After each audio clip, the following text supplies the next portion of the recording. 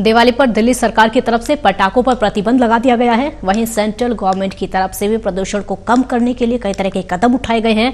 तो ऐसे में इस बार दिवाली के बाद वाली सुबह का नजारा क्या होगा और प्रदूषण का स्तर आने वाले दिनों में दिल्ली में कैसा होगा, इस पर एनवायरमेंट साइंटिस्ट जफर अहमद से खास बातचीत की हमारे संवाददाता विनय सिंह ने। लंबे समय से हम लोग देखते आ रहे हैं कि दिवाली की रात के बाद जो सुबह होती है वो दिल्ली वालों के लिए कहीं ना कहीं दम घोंटू सुबह होती है, क्योंकि दिवाली की रात के बाद जो अगली सुबह होती है वो ज़्यादा प्रदूषित होती है, प्रदूषण सा रोड देखने को मिलता है। हालांकि इस बार दिल्ली में पटाखों की बिक्री पूर्णतः प्रतिबंधित है, तो ऐसे में क्या प्रदूषण का स्तर किस तरह रहेगा, इस पर बात करने के लिए हमारे साथ इन्वायरमेंटल साइंटिस्ट मुजफ्फर अहमद साहब हैं। मुजफ्फर जी, क्या आपको लगता है प्रदूषण का स्तर इस बार दिल्ली में कैसा रहने वाला है? क्योंकि राज्य सरकार से लेके केंद्र सरकार और इतना ही नहीं, सुप्रीम कोर्ट तक की कई तरह की दखलंदाजी हो चुकी है, सुप्रीम कोर्ट तक की कई तरह गाइडलाइन आ चुकी है। मान के चलें कि इस बार प्रदूषण का स्तर कम रहेगा। प्रदूषण का स्तर तो उसी दिन सुबह पता चलेगा, लेकिन आज का भी मैं आपको बता दूं कि जो कि मानक सेट है सेंट्रल पॉल्यूशन कंट्रोल बोर्ड के द्वारा 100 PM10, वो अभी मैं आ रहा था रास्ते में तो मैंने आज देखा कि 148 है, जो कि मानक से ज़्यादा है।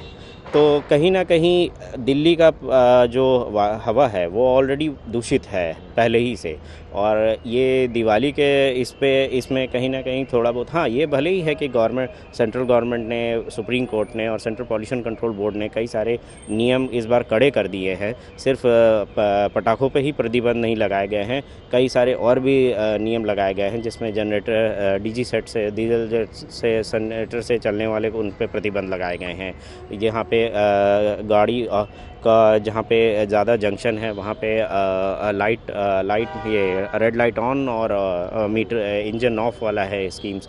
इन सब चीज़ों से कहीं ना कहीं फ़र्क पड़ेगा ही पड़ेगा। वेरी पुअर कंडीशन वाली जो है AQI इंडेक्स, शायद हो सकता है कि इस बार वहाँ तक ये ना जाए। पिछले सालों की कुछ तुलना करें तो क्या माने कि अभी की जो आज की स्थिति है, क्या कुछ प्रदूषण पिछले सालों के मुकाबले कम है या वही लेवल है, या फिर अभी इसमें और सुधार की ज़रूरत है? नहीं, सुधार की तो बहुत ज़्यादा ज़रूरत है। इसमें तो कोई दो राय नहीं है। जो मानक सेट है उसके हिसाब से तो सुधार की ज़रूरत है, और पिछले सालों के हिसाब से माना जा सकता है, क्योंकि लोग थोड़े अवेयर हुए हैं। कोरोना के बाद से भी लोगों को सतर्क रहने की ज़्यादा आदत पड़ गई है, तो कहीं ना कहीं फ़र्क तो पड़ेगा ही पड़ेगा। पटाखों के प्रतिबंध का कितना असर पड़ेगा? क्योंकि दिवाली के बाद जो अगली सुबह होती है कहीं ना कहीं प्रदूषित हवा होती है, AQI काफ़ी बढ़ जाता है। पटाखों के प्रतिबंध का कितना असर पड़ेगा?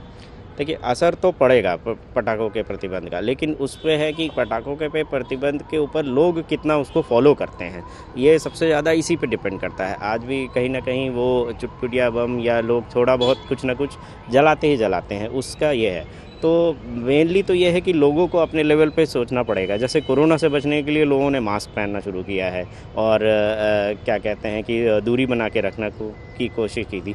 उसी तरह से दिवाली पे भी लोगों को एक तो पटाखों पे का इस्तेमाल रोकना पड़ेगा। कई सारे और भी चीज़ें हैं, दिया जलाना चाहिए, लाइट कर सकते हैं, और लेकिन इस पे ये है कि पटाखों के अगर पूर्णतः ये हो जाए, रोक लग जाए, और लोग खुद से अवेयर होकर के पटाखे ना जलाए बिल्कुल, तो इस पे तो बिल्कुल ही फ़र्क पड़ेगा। अभी क्या वजह समझते हैं आप दिल्ली में अगर जो प्रदूषण है किस वजह से है, क्या मुख्य वजहें लगती हैं?